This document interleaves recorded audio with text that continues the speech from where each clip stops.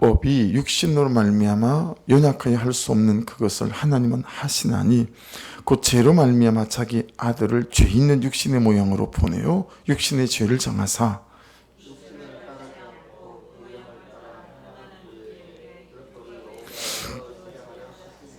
육신을 따르는 자는 육신의 일을, 영을 따르는 자는 영의 일을 생각하나니 육신의 생각은 하나님과 원수가 되나니 이는 하나님의 법에 굴복하지 아니할 뿐 아니라 할 수도 없음이라. 만일 너희 속에 하나님의 영이 거하시면 너희가 육신에 있지 아니하고 영에 있나니 누구든지 그리스도의 영이 없으면 그리스도의 사람이 아니라.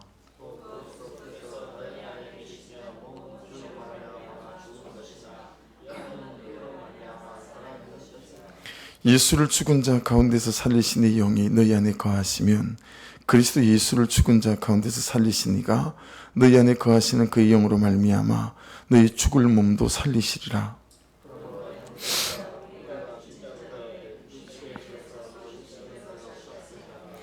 너희가 육신대로 살면 반드시 죽을 것이로되 영으로서 몸의 행실을 죽이면 살리니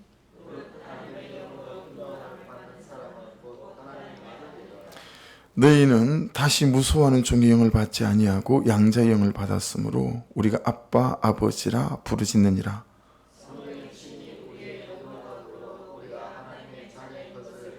같이 읽습니다. 자녀이면 또한 상속자 곧 하나님의 상속자요 그리스도와 함께한 상속자니 우리가 그와 함께 영광을 받기 위하여 고난도 함께 받아야 할 것이니라.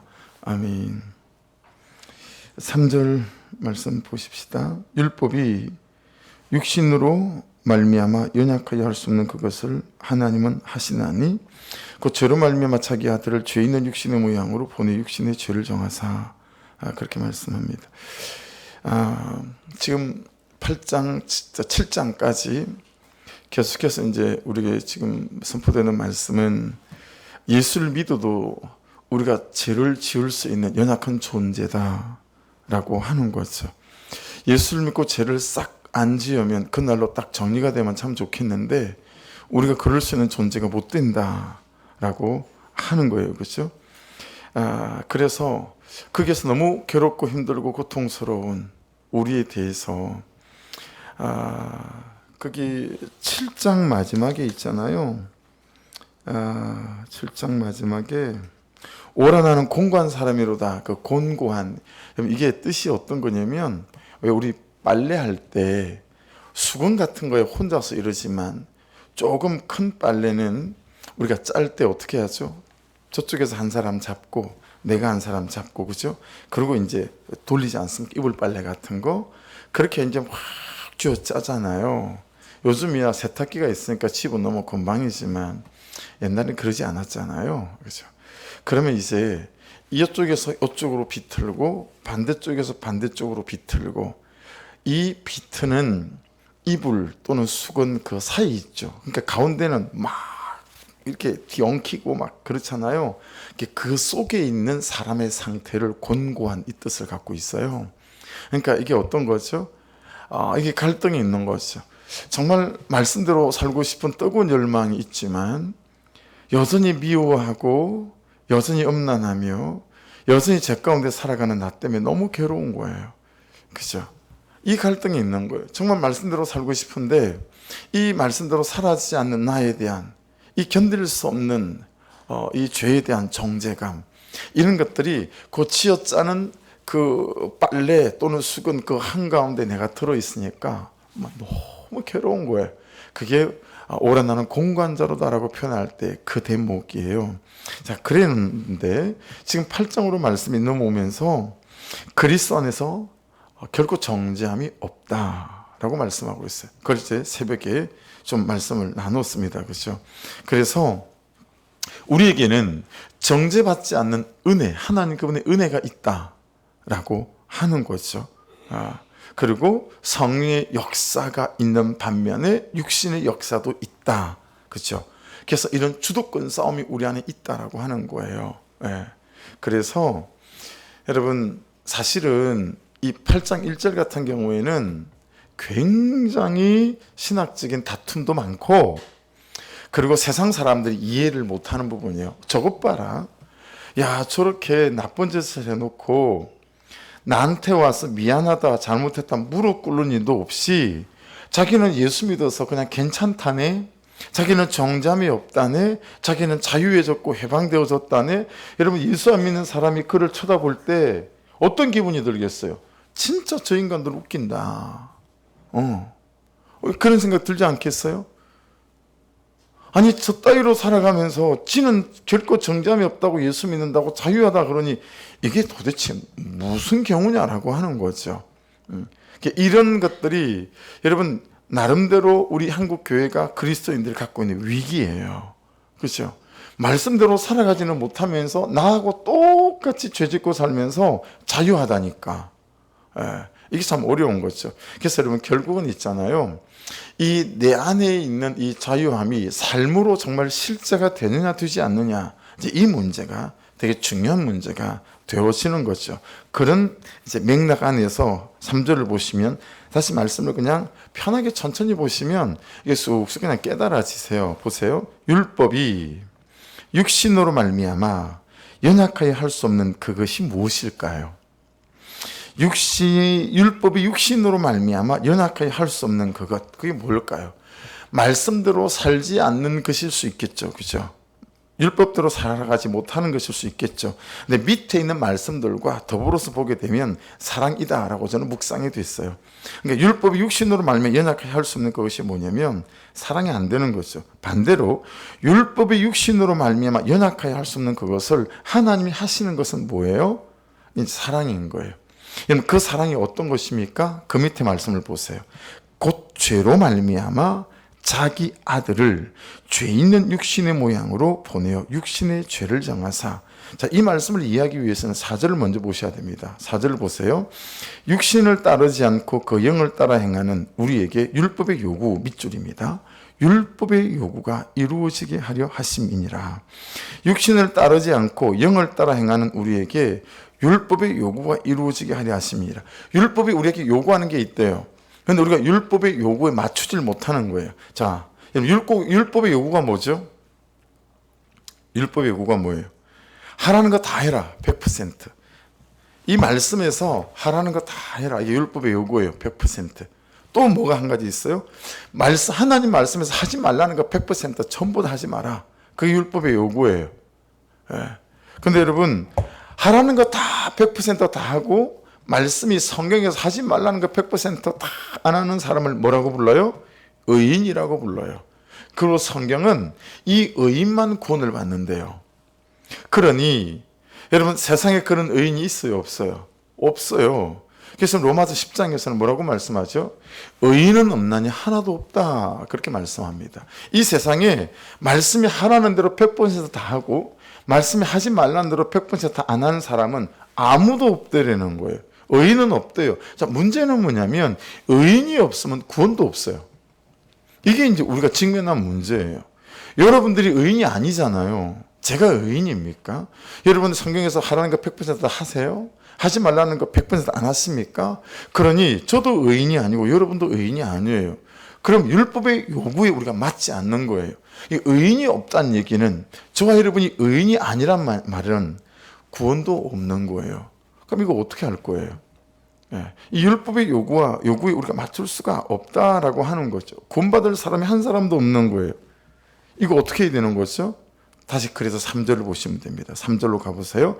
곧 이 죄로 말미암아서, 그렇죠? 이 구원받지 못하는 이 죄인들을 구원해야 되겠는데 의인이 아니어서, 그래서 하나님이 어떻게 하시냐면 곧 죄로 말미암아 자기 아들을, 예수 그리스도를 죄 있는 육신의 모양으로, 죄 있는 사람으로 말고 죄 있는 육신의 모양으로 보내어서 이 땅에 육신의 죄를 정하사 그랬어요. 자, 죄로 말미암아 무슨 뜻입니까? 죄가 문제라는 거죠. 이 죄를 처리해야 된다라고 하는 거예요. 그래야 구원할 수 있으니까요. 여러분, 사람에게 있는 죄를 처리하려면 두 가지 조건이 만족이 돼야 돼요. 자, 첫 번째 조건은 뭘 만족이 돼야 되냐면 죄 없는 사람이 있어야 돼요. 죄 있는 사람이 죄 있는 사람의 죄를 해결할 수 없으니까 죄 없는 사람이 있어야 돼요. 네. 또 이게 제물이 돼야 되기 때문에 꼭 사람이어야 되는 거죠. 죄 없는 사람. 그래서 여러분 창세기 3장 15절에는 여자의 후손이라는 말을 쓰세요. 왜 다 남자 이름으로 족보가 있는데 왜 창세기 3장 15절에는 여자의 후손이라 그랬냐면, 여러분 마리아가 난 예수님은 동정 여자라나 남자와의 성적인 관계를 통하지 않은 성령으로 잉태한, 그래서 여러분 예수 그리스도를 여자의 후손이라 불러요. 요셉의 후손이 아닌 거예요. 여자의 후손 이렇게 부르는 거예요. 그럼 다른 성경에는 보면 마태복음 1장 23절에 보면 이렇게 말씀이 기록되어 있어요. 보라, 처녀가 잉태하여 아들을 낳을 것이요. 아니, 처녀가 어떻게 아들을 낳아요? 그러니 이게 성령으로 잉태된 거죠. 자, 죄 있는 우리를 위해서 대신 죽어야 하는 사람이라는 제물이 있어야 되는데, 이 사람이라는 제물이 죄가 없어야 되는 거예요. 그래서 사람과 사람의 성적인 관계를 통해서 태어나면 여러분 이 죄 유전을 통해서 죄 있는 사람이 되니까 안 돼요, 이게. 그래서 성령으로 잉태된 여자의 후손, 죄 없는 하지만 인간인 예수 그리스도가 이 땅에 와야 되는 거예요. 이게 첫 번째, 우리 죄를 사하여 줄 때 만족돼야 될 조건의 첫 번째예요. 죄 없는 인간이 와야 된다는 얘기예요. 그래서 예수 그리스도가 성령으로 잉태되어서 사람의 모양으로 왔다라고 하는 거예요. 두 번째 뭐겠어요? 그 죄 없는 사람이 죄 있는 사람의 제물이 되어야 된다라는 거예요. 죄 없는 사람이 죄 있는 사람의 제물이 곧 죄로 말미암아 자기 아들을 죄 있는 육신의 모양으로 이렇게 말씀하고 있어요. 그렇게 보내어 육신의 죄를 정하사. 예수님은 죄가 없어요. 근데 예수님에게 죄를 정했대요. 그 얘기는 저희의 죄 예수님에게 얹고, 여러분 한 분 한 분들의 과거에 지었던 죄, 지금 짓고 있는 죄, 미래에 지을 모든 죄까지도 다 전부 예수님에게 다 옮겨 붙여서 이 예수께서 십자가에서 죽으시는 거죠. 그래서 우리의 죄가 예수 그리스도 말미암아 깨끗게 되어진다라고 하는 거죠. 이걸 아이들에게 편하게 표현할 때 이렇게 표현해요. 하나님이 여러분을 너무너무 사랑하세요. 너무너무 사랑해요. 이게 에덴 동산에서 아담과 하와를 지었을 때 이렇게 됐었어요. 그래서 하나님 그분의 은혜가 다 임하는 거죠. 다 임해요. 그분의 선하심이 항상 아담에게 하와에게 있는 거죠. 근데 여러분, 하나님을 하나님으로 인정하지 않는 선악과를 따먹는 불순종으로 인해서 하나님과 아담이 삼중분리, 단절됐죠. 막힌 거예요. 그래서 사랑하지만 죄로 가리워진 나를, 여러분을 사랑할 수가 없는 거예요. 그래서 이 하나님이 저를, 여러분을 사랑해야 되겠는데 사랑하자니 이 죄 문제를 해결을 해야 되는 거예요. 이 죄 문제를 어떻게 해결을 할까? 그래서 여러분, 성경에는 하나님이 침묵하신 때가 이게 기간도 비슷해요. 한 300년에서 400년, 학자 따라 다른 견해가 있어서 창세기 말라기에서부터 마태복음이 시작될, 이걸 중간시대라고 부르는데, 그 한 400년간도 하나님이 어떤 선지자도 어떤 메시지도 보내지 않으세요. 또 한 군데는 창세기가 끝나고 출애굽이 될 때, 이때도 한 400년 되거든요. 그때도 하나님이 침묵하신 때예요. 하나님이 고민하시는 거예요. 자, 말라기 얘기예요. 하나님이 이스라엘 한 백성을 선택했어요. 그래서 내가 이렇게 너희들을 사랑해, 샘플로 사랑했어요. 근데 이스라엘 백성들이 그렇게 사랑함에도 불구하고 그렇게 홍해를 가르고 만나로 40년을 하늘에서 양식이 떨어서 먹게 만들어도 이 인간들이 여전히 하나님을 배신하는 거죠. 그래서 이런 말라기의 말씀이 뭐예요? 야, 됐다. 고마하자. 야, 성전에 예배도 들어오지 마라. 내가 성전문을 걸어 잠그고 싶다.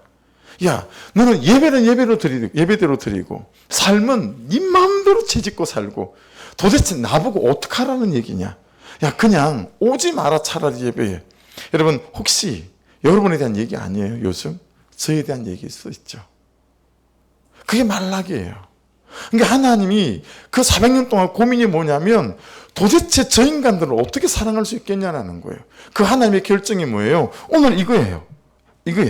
곧 죄로 말미암아 자기 아들을 죄 있는 육신의 모양으로 이 땅에 보내셨어요.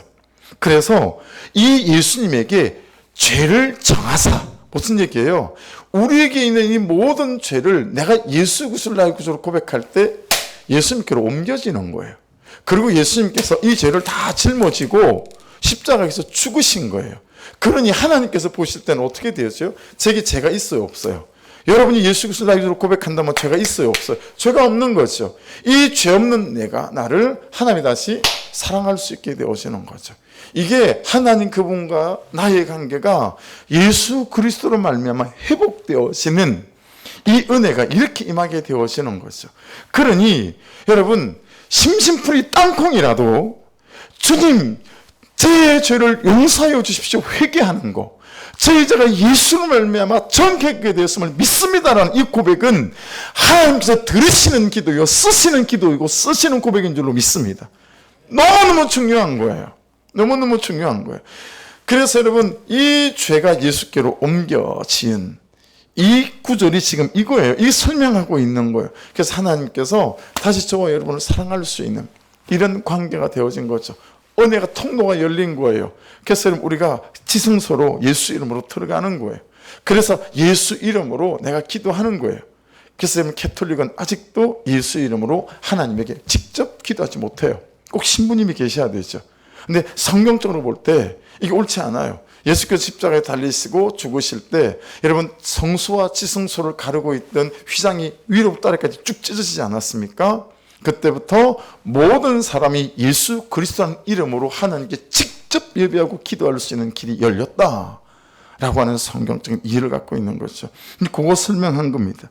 그러니까 여러분, 하라는 거 다 하지 않고 산 죄 예수 그리스도가 다 가지고 가시고, 그리고 하지 말라 하는 거 다 하고 산 죄 예수 그리스도께서 다 가지시고 죽으셨다라고 하는 거죠. 내 죄를 다 가지고 예수 그리스도가 죽으심으로 율법의 요구대로 살지 못한 죄인인 내가 율법의 요구대로 죽어버렸어요.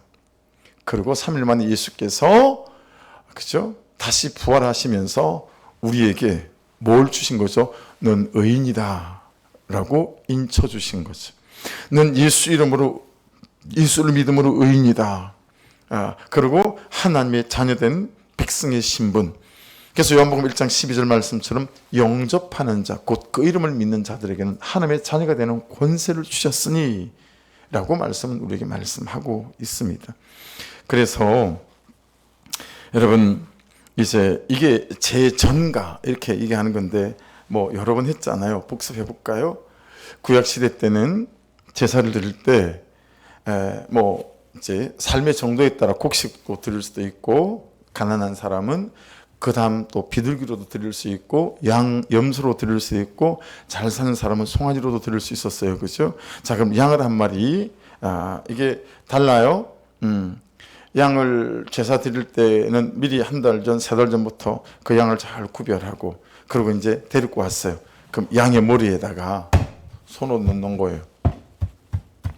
하나님, 제게 이런 죄가 있어요. 그래서 제가 이 죄 때문에 죽어야 해요. 그런데 이 시간 이 양에게 저의 죄를 옮깁니다. 이 말이 전가라는 어려운 말을 써요. 저의 죄를 이 양에게 전가합니다. 해서 이 양이 죽을 때 제가 죽는 것으로 간주해 주셔서 저의 죄를 용서해 주십시오 라고 말하고, 여러분, 반드시 예배자인 내가 칼을 들어 이 양의 목을 따야 해요. 그러니 여러분, 양이 죽지만 사실은 누가 죽는 거예요? 내가 죽는 거죠. 여러분, 이걸 중고등부 수련회 때 좀 아이들에게 실질적으로 보여주고 싶어가지고 닭을 한 마리 이렇게 잡아본 적이 있어요. 근데 여러분, 닭을 수련회 때 캠프파이어 하기 직전에 이제 이걸 강원도 어디 가평 어디 골짜기에서 중고등부 수련하면서 닭을 잡아본 적이 있는데, 산닭을 잡아봤단 말이에요. 난리 부르스예요. 여러분, 닭 한 마리 잡는데도요, 애들이 대승통곡을 해요. 왜냐하면 나 때문에 닭이 죽는 거잖아요. 생각해 보세요. 여러분의 집에 키우던 고양이가, 개가, 강아지가 나 때문에 죽는다고 생각해 보세요. 근데 차에 치여 죽지 않고 사고사로 죽는 게 아니라 내 죄를 사하기 위해서 내가 칼을 들고 내가 키우던 고양이를 죽인다고 생각해 보세요. 완전 못할 짓이에요. 그 중고등부 수련회 때 개들과 상관이 없는 닭 한 마리를 잡는데 애들이 대성통곡을 하더라니까요. 왜냐하면 내 죄 때문에 저 닭이 죽는 거잖아요. 그렇게 양을 잡으면서 여러분 예배자들은 뭐가 기억되는 거예요? 내 죄의 무거움이 자각되는 거예요. 죄는 이렇게 무서운 거구나. 뭔가 죽어야 죄가 사여지는 거구나. 피 흘림이 있어야 히브리서 13장 말씀처럼 이 죄가 사여지는구나. 이걸 깨닫게 되어지는 거예요. 이 죄에 대한 자각. 우리는 지금은 너무 죄가 가볍게 토해져요. 예수께서 해결해 놓으시니까. 그래서 죄에 대한 무거움과 자각이 없는 거죠. 그렇게 여러분 그런 다음에 심지어 이 양의 껍질도 내가 벗겨야 돼요. 그리고 여러분 그 레위인한테 전달해주면 그때부터 번제로부터 제사가 시작되어지는 거예요. 이걸 전가라고 하는 거거든요. 그것처럼 예배할 때마다 양을 잡아야 하지만 우리 예수 그리스도는 단번에 한 번의 제사로 과거와 현재 모든 죄를 짊어지시고 그분이 하나님의 아들이심에도 불구하고 죽으며 우리의 죄를 해결하신 것들을 지금 설명하신 것입니다. 그렇죠? 그래서 그 사건이 십자가에 죽은 사건이 내 사건이 되어지고 십자가에서 예수께서 부활하셔서 우리를 의롭게 하신 그것도 또한 우리의 사건이 되어진다라고 하는 것입니다. 그래서 우리가 이 은혜를 믿는 것이고 이 죄사함을 믿는 것이죠. 여러분 이 믿음에서 한치도 물러서지 않는 은혜가 있기를 주의 이름으로 축복합니다. 그리고 5절을 보십시오. 육신을 따르는 자는 육신의 일을, 영혼을 따르는 자는 영의 일을 생각하니 그런데도 불구하고 우리는 계속 육신을 따르는 자는 육신의 일을 생각한다는 거예요. 그러니까 여러분 우리는 항상 육의 생각과 영의 생각 사이에 끼어 있어요. 그렇죠? 항상 여기에 끼어서 살고 있어요. 생각하나니라는 제일 마지막에 말이 있죠. 이게 좀 중요한데 프로네오라는 단어거든요. 뭐뭐에 마음을 두다. 자 보세요. 이 죄를 짓기 전에 계속 나는 무엇에 마음을 두고 살아왔어요. 그래서 이 죄의 결론에 도달했다라는 뜻이에요. 그러니 여러분 이 생각 하나는 되게 중요해요. 뭐가 하고 싶다, 가지고 싶다 하다가 그걸 하게 된 거예요. 항상 갈망하고 열망하는 게 있어요. 그러다 보니 그걸 하게 된 거예요. 항상 그걸 하고 싶으니 어떻게 해요? 뭘 봐도 그에 관심 있는 걸 보게 되겠죠. 뭐 하나를 사도 그거 사고 싶은 걸 사게 되겠죠.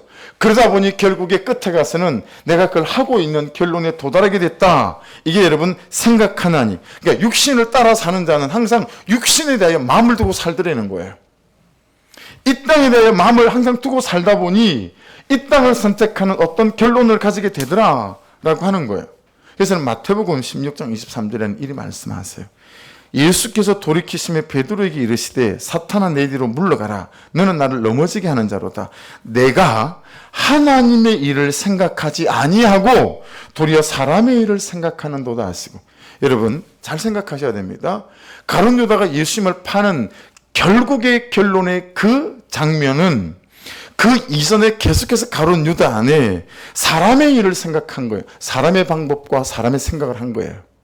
왜 예수님은 무리도 걸으시더만, 왜 예수님은 오병이의 기적도 일으키시더만 이 결정적인 순간에 짠하고 나타나셔서 로마 군대들 확 다 구름 타고 다니면서 휘두르지 아니하시고 이게 뭐야 쪼잔하게. 여러분 성경학자들은 이렇게 해석하는 학자들이 많이 있습니다. 그래서 가룟 유다가 왜 예수님을 팔았냐, 이 로마 병사들에게 잡힐 수 있는 이런 환경을 만들었냐, 결정적인 장면이 되면 짠하고 예수님께서 그분의 힘을 발휘하지 않으실까라는 기대감이 가룟 유다에게 있었다는 거죠. 그게 뭐예요? 사람의 생각이에요. 내 생각인 거죠. 그 내 생각과 사람의 생각을 하다 보면 여러분 그런 선택과 그런 결정을 할 수밖에 없게 되고 그 결론을 내가 먹을 수밖에 없다라고 하는 거죠. 빌립보서 3장 19절도 이렇게 말씀하세요. 그들의 마침은 멸망이요 그들의 신은 배요 그 영광은 그들의 부끄러움이 있고 땅의 일을 생각하는 자라. 계속 땅의 일을 생각하는 걸 말씀하세요. 성경이. 골로새 3장 2절은 위의 것을 생각하고 땅의 것을 생각하지 말라.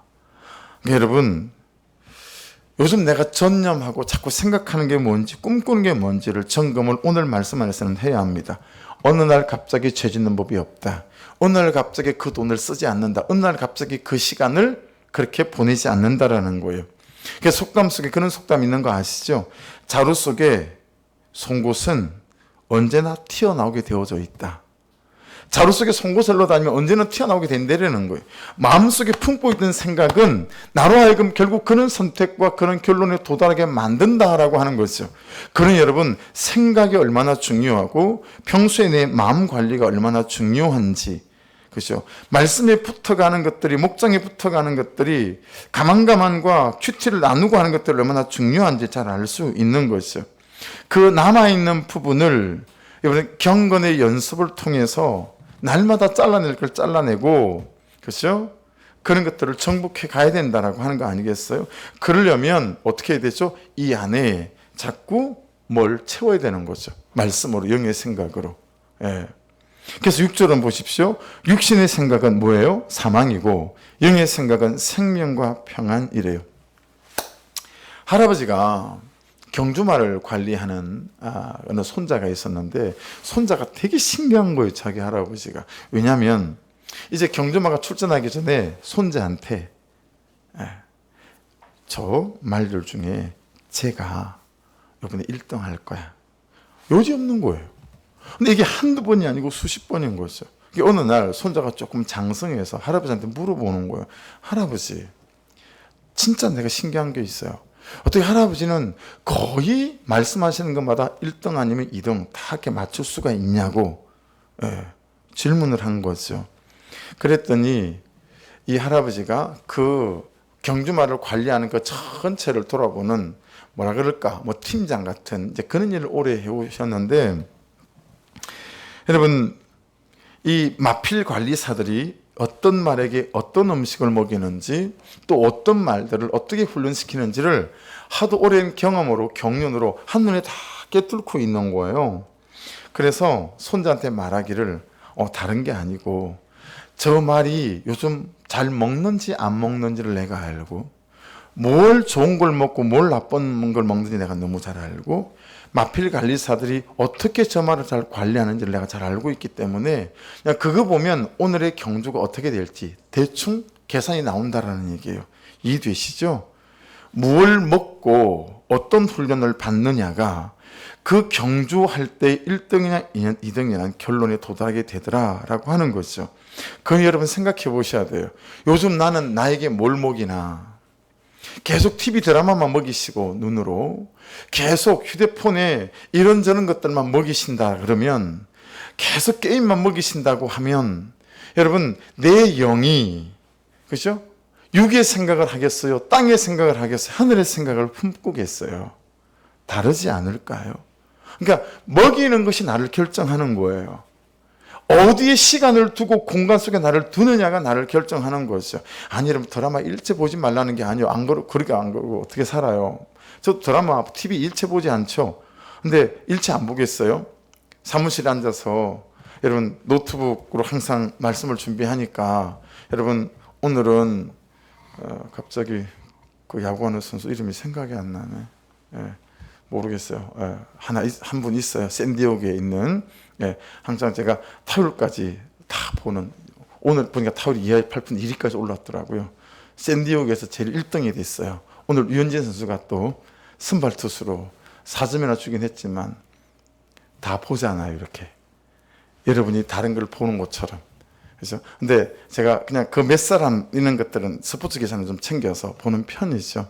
근데 뭐 10분, 15분이긴 하지만 챙겨서 보는 거예요. 어떻게 다 드라마 안 보고 못 보고 하고 수 있겠어요? 근데 어떻게 되는 거죠?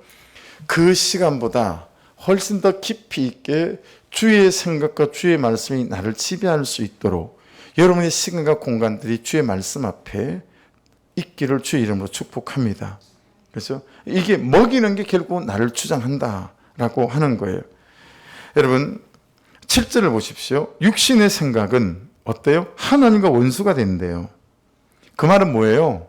하나님의 원수가 된다. 하나님 그분으로부터는 좋은 것들이 내게 부어질 수 없다라는 얘기예요. 하나님 그분의 거룩한 능력과 그분의 성품과 그분의 온유함과 그런 것들이 내게 부어질 수 없다라는 거예요. 그분과 원수인데 그게 오겠어요? 안 오죠. 이는 하나님의 법에 굴복하지 아니할 뿐 아니라 할 수도 없습니다. 여러분, 육신의 생각은 뭐예요? 말씀과 하나님 그분의 뜻대로 사랑하고 섬기고 배려하고 그는 나보다 옳도다 받아내고 이런 삶과 거리가 너무 멀다라는 거예요. 안 된다라는 거예요.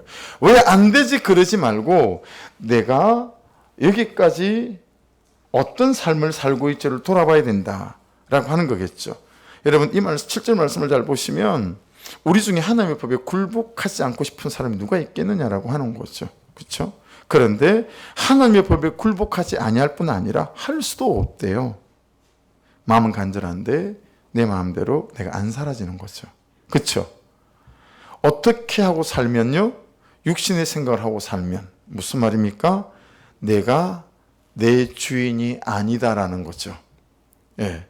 내가 무엇에 지배를 받게 되더라 항상 나를 이겨먹는 게 있더라라고 하는 거예요. 그래서 7절은 주인의 문제를 묻는 거예요. 야, 잘 생각해봐라. 네가 네 주인이라면 네가 하나님의 법에 굴복하는 삶을 살지 않겠니? 근데 너는 하나님의 법에 굴복하지 않을 뿐 아니라 굴복할 수도 없다. 왜냐하면 내가 볼 때 네가 네 주인인 것 같지만 너의 주인은 네가 아니야. 왜요? 항상 육신의 생각을 하니까 혈기가 내 주인인 거예요. 감정이 내 주인인 거예요. 현실이 내 주인인 거예요. 그 현실과 그 감정과 상대방이 내게 보이는 피드백에 따라서 그냥 내 온 감정이 뒤죽박죽이 되고 폭발이 일어나고 뭐 이렇게 되어진다라고 하는 거죠.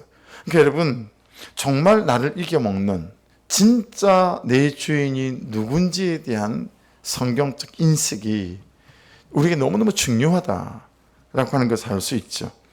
무엇에 따라 이렇게 되어지죠? 육신의 생각에 따라 무슨 생각을 하고 사는가에 따라. 예. 그래서 여러분, 저를 보시겠어요? 한번 여러분 생각해 보세요.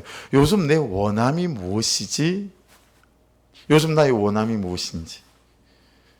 갈라디아서 2장 20절은 여러분이 잘 아시는 말씀이잖아요. 내가 그리스도와 함께 십자가에 못 박혔나니 그런즉 이제는 내가 사는 것이 아니요 오직 내 안에 그리스도께서 사신 것이라. 이제 내가 육체 가운데 사는 것은 나를 사랑하사 나를 위해 자기 자신을 버리신 하나님의 아들을 믿는 믿음 안에 사는 것이라. 여러분, 이 말씀에는 사는 것은 사는 것은 사는 것은 사는 것 네 번이 반복돼요. 사는 것은 사는 것 네 번이 반복되거든요. 내 안에 누가 살아야 내가 믿음 안에 살 수 있는가, 이걸 말씀하고 있는 거예요. 내가 육체 가운데 사는 이유는 무엇입니까? 하나님의 아들을 믿는 믿음 안에서. 내가 지금 예수를 믿고 난 뒤부터 내가 밥 먹고 잠자고 운동하고 하는 이유는 뭐냐면 하나님의 아들을 믿는 믿음 안에서라고 말씀하고 있는 거예요. 그죠? 이 사시는 것이라 사는 것이라 자오라는 단어인데요. 내 삶의 근거, 내 삶의 이유, 내 삶의 목적, 내가 밥을 먹고 숨을 쉬는 이유는 이런 뜻이에요. 그런데 여러분들은 계속 땅의 생각을 위해서 그렇게 하고 있다면 이게 잘못된 삶이다라고 말씀을 하고 있는 거죠. 내가 사는 것이요, 내 목적, 내 이유 없습니다.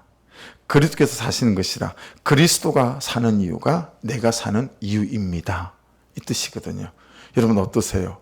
그리스도가 사시는 이유가 여러분이 사시는 이유이십니까? 네. 나를 사랑하사 나를 위해 자기 자신을 버리신 하나님의 아들을 믿는 믿음 안에서 사는 것이라. 이것은 그리스도가 나를 살게 한다라는 뜻이에요. 그러니 다 있어도 예수가 없으면 안 되고 다 없어도 그리스도가 있으면 된다 라는 거죠. 지금 잘 따라오고 계신 거죠. 약간 분위기가 헤매는 듯한 분위기가 이렇게 한번 따라해 보십시오. 결국 지금 나의 추구는 무엇인가? 또 따라해 보십시오. 지금 나의 가장 간절함은 무엇인가? 또 따라해 보세요. 지금 나의 가장 절박함은 무엇인가? 대답해 보십시오. 여러분 한번 대답해 보십시오. 스스로. 지금 나의 추구는 무엇인가? 지금 나의 간절함은 무엇인가? 지금 나의 가장 절박함은 무엇인가? 여기에 대답해 보라는 거예요. 예. 갈라디아서 2장 20절의 말씀에 근거하면 이 세 가지 대답이 전부 다 예수가 맞는가라고 묻는 거예요. 야, 지금 너의 가장 간절한 추구는 예수 맞니? 너의 가장 간절함도 예수 맞니? 너의 가장 절박함도 예수가 맞니? 이렇게 묻고 있는 거이거든요. 예. 근데 여러분 어떠세요? 아, 지금 나의 가장 간절함은 뭐지? 예. 그러니 여러분 8절은 당연한 말씀이 될 수 있죠. 8절 육신에 있는 자들은 하나님의 기쁘시게 할 수 없다. 이거 그죠? 당연한 말이죠. 근데 여러분 보세요. 하나님뿐만 아닙니다. 육신에 있는 자들은 하나님을 기쁘시게 할 수 없는 것뿐만 아니고 내 존재도 기쁘게 할 수 없어요. 내 인생도 기쁘게 할 수 없어요. 아멘이십니까? 예. 왜 아멘을 안 하시는 거예요? 예. 여러분, 이게 육신에 있는 자들은 하나님을 기쁘시게 할 수도 없지만 하나님 그분하고 나하고 막히니까요. 내 존재도 기뻐지지가 않아요. 내 삶도 기뻐지지 않아요. 그렇죠? 당연히 나와 함께 있는 사람도 행복하지 않습니다.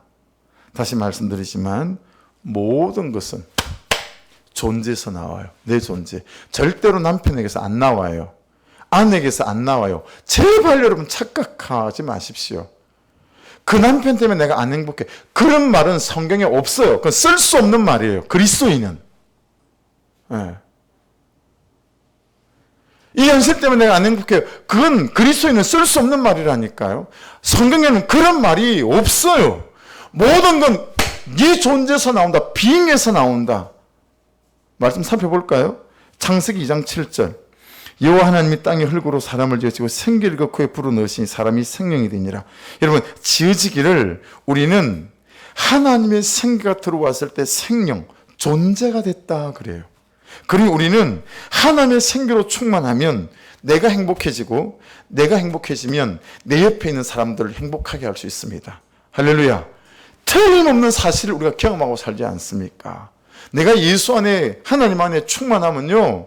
예. 모든 사람을 제가 행복하게 만들어 드릴 수 있어요. 그런데 내 안에 그게 없으면 저를 만나는 모든 사람을 불쾌하게 만들 수 있죠. 인상 빡 쓰고 돌아다니면서. 그렇죠? 예, 이씨 해가면서. 예. 내가 그런 것 같지도 않은데 지금 표정이 형 좀 기분 나쁜 분들이 몇 분 계시긴 한 것 같아요. 예. 그래서 요한 3서 1장 2절. 여러분 잘 아는 말씀이잖아요. 내 영혼이 잘된 같이 내가 범사에 잘되고 강건하기를 내가 간구하노라. 순복음교회에서는 이걸 삼중 축복이라고 그러나요? 삼박자 축복이라고 그러나요? 하여튼 그렇게 불러요. 조영규 목사님이. 그렇죠? 이건 이해되시죠?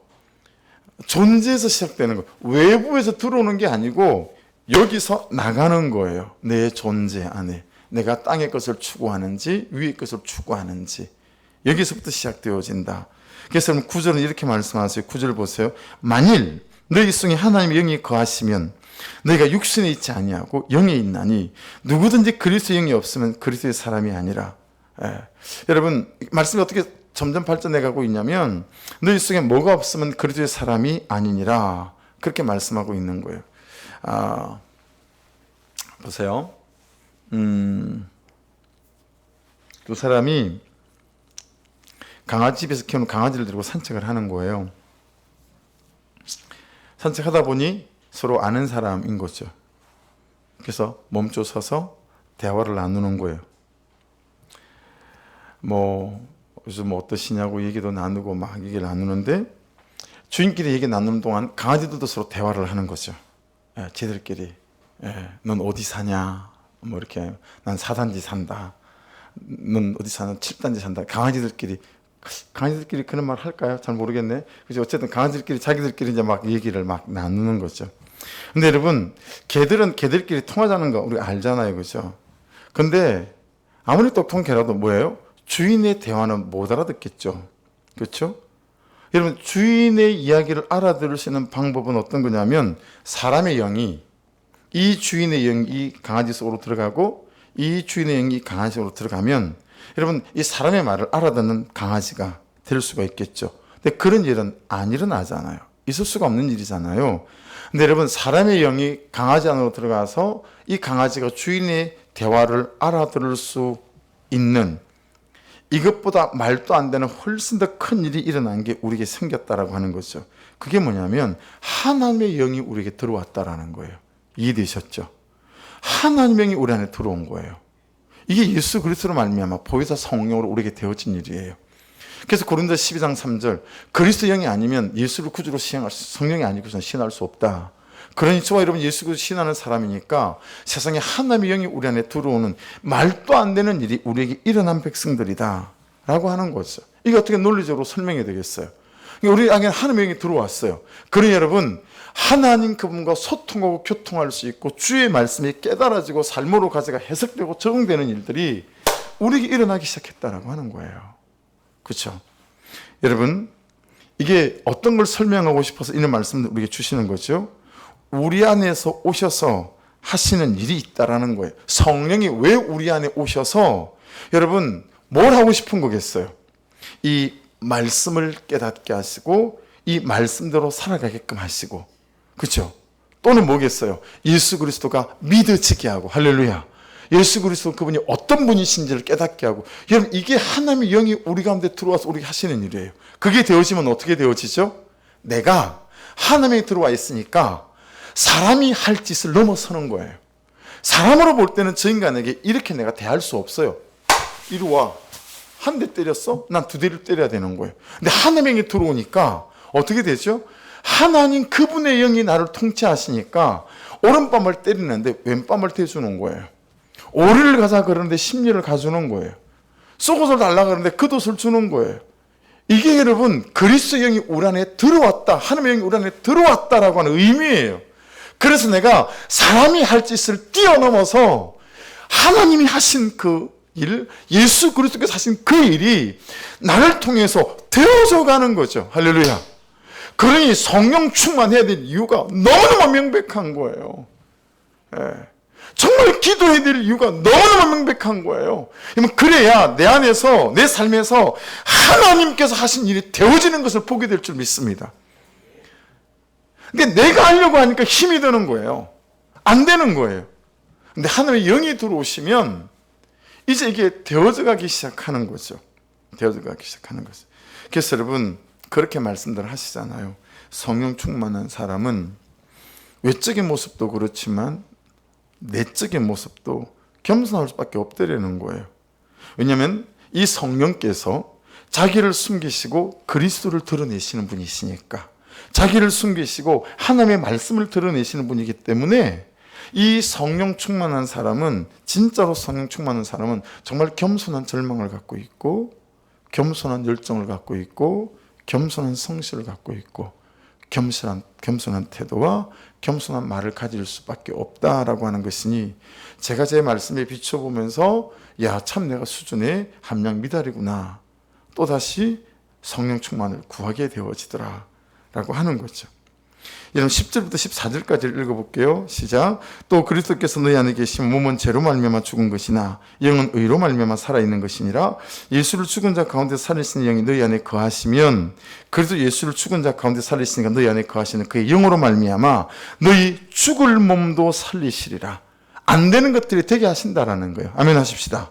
12절. 그러므로 형제들아, 우리가 빚진 자로 돼 육신에게 져서 육신대로 살 것이 아니고, 13절. 너희가 육신대로 살면 반드시 죽을 것이로되 영으로서 몸의 행실을 죽이면 살리니. 이게 비결이에요. 영으로서 몸의 행실을 죽이는 방법밖에 없다라는 거예요. 14절. 그래서 무릇 하나님의 영으로 인도함을 받는 사람은 곧 하나님의 아들이라. 말씀을 정리하고 마치겠습니다. 시간이 많이 지나서 저기서 정리할게요. 그래서 여러분 거기 하나님의 영으로 인도함을 받는 사람은 곧 하나님의 아들이라 말씀하시는 이유는, 이 의미가 뭐냐면 상속자다라는 거예요. 상속자다. 상속자를 강조하기 위해서 이 말씀을 하고 있는 것입니다. 그래서 15절에 보시면 너희는 다시 무수하는 종의 영을 받지 아니하고 양자의 영을 받았대요. 이게 우리 아빠 아버지라고 부르짖느니라. 자, 이건 원독자 입장에서 말씀을 좀 해석해야 되는데요. 로마 시대는 여러분 오늘날과 달리 양자 개념이 굉장히 흔한 거였다고 합니다. 이게 막 무력으로 제국을 만들어가던 시대였기 때문에 로마에서 귀족들은 아들을 낳으면 무조건 군인을 시켰다는 거예요. 무술을 가르치고. 그래서 무관을 시키는 거예요. 무조건 예외 없이. 근데 어떻게 사람 뜻대로 됩니까? 생긴 것도 연약하고 그럴 수밖에 없잖아요.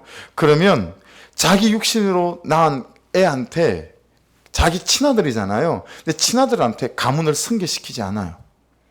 자기 종들 중에나 다른 사람 중에 양자를 입적시켜요.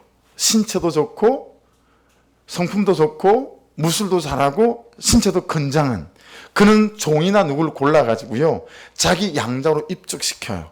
그리고 자기 가문을 걔한테 승계시키는 거예요. 이게 로마 시대 때는 그냥 상식 수준의 일들이었다고 합니다. 이 말은 그 문화적인 배경 속에 있는 말이에요. 너희는 다시 무수하는 종영을 받지 않고 양자의 영을 받았으므로 우리가 아빠 아버지라고 부르짖느니라. 그래서 여러분 우리가 예수 그리스도로 말미암아 하나님의 양자로 입적이 되어졌다. 상속자가 되어졌다라고 말씀하고 있는 거예요. 근데 이 상속자를 드릴 때 특징이 하나 뭐냐면 반드시 무술 가정교사로 붙이고 학문 가정교사를 붙이고 기속이니까요. 가정교사를 3명 4명을 붙이는 거예요. 그래서 계속 끌고 가시는 거예요. 우리는 무슨 가정교사를 붙일까요? 성령으로, 말씀으로. 그렇게 우리를 가르쳐서. 그러니 여러분 지금 좀 푸시라고 부족한 거 전혀 관계없어요. 할렐루야.